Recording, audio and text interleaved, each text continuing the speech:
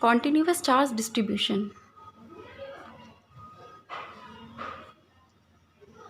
Continuous charge distribution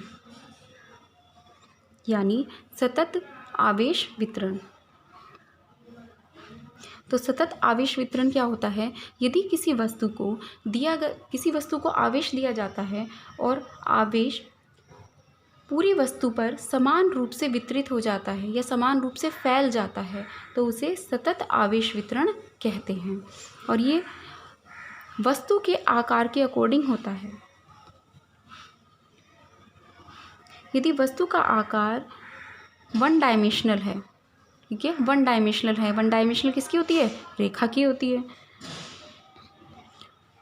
तो यदि one dimensional वस्तु पर सतत आवेश वितरण होता है तो उसे रेखीय आवेश वितरण कहते हैं। टू डायमेंशनल हमें हम सरफेस को कंसिडर करते हैं जिसमें लेंथ भी आती है और विड्थ भी होती है, ठीक है। तो सरफेस को कंसिडर करते हैं टू डायमेंशनल सिस्टम में, और ये किस में होता है? क्षेत्रफल। तो उसको क्या बोलेंगे? पृष्ठीय आवेश वितरण। जब कोई वस्तु थ्री डायमेंशनल में होती है यानी उसकी लेंथ भी होती है, विड्थ भी होती है, प्लस हाइट भी होती है कुछ, ठीक है, तो उसमें क्या कंसिडर करेंगे? आयतन को। उसमें हम आयतन को कंसिडर करते हैं तो इसे आयतन आवेश वितरण कहते हैं। अब देखिए रेखीय आवेश वितरण क्या होता है।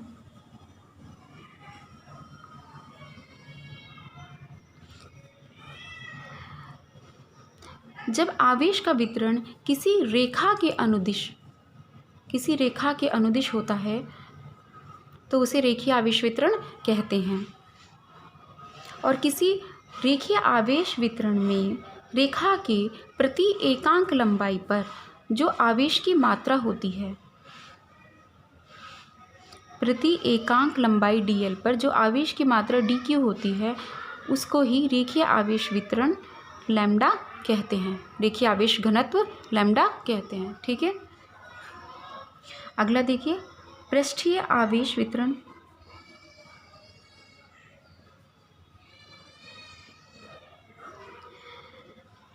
जब आवेश का वितरण किसी वस्तु के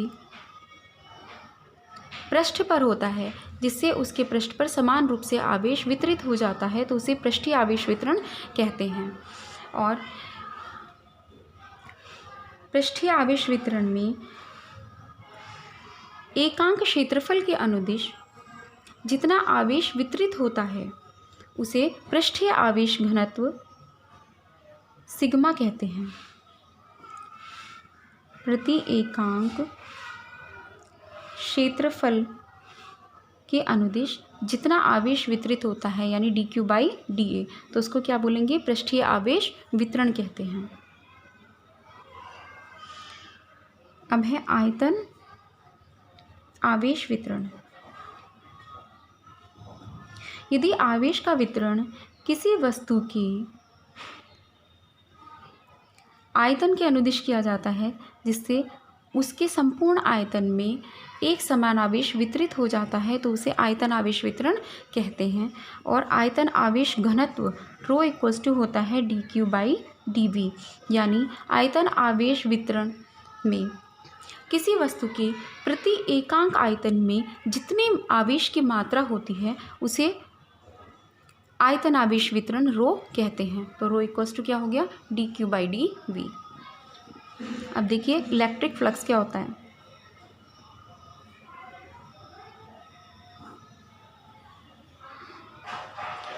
इसमें किसी वैद्युत क्षेत्र में स्थित किसी पृष्ठ से गुजरने वाली बल रेखाओं की संख्या को उस पृष्ठ से बद्ध वैद्युत फ्लक्स कहते हैं।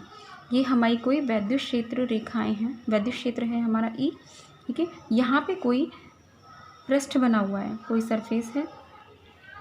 तो यदि कोई पृष्ठ किसी वैद्युत क्षेत्र में रखा जाता है तो उस पृष्ठ से जितनी वैद्युत क्षेत्र की रेखाएं गुजरती हैं उसे उस पृष्ठ से बद्ध वैद्युत फ्लक्स कहते हैं। वैद्युत क्षेत्र का सूत्र देखिए कैसे निकालेंगे।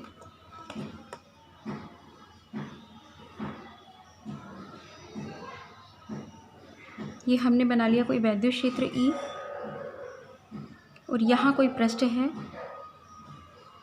डी ए, सॉरी ये हो गया कैपिटल ए, और यहाँ पर कोई छोटा सा क्षेत्रफल अवयव है डी ए,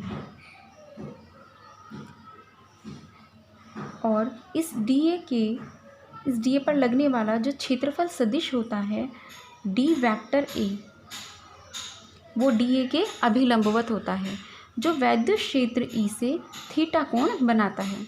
क्या बताया?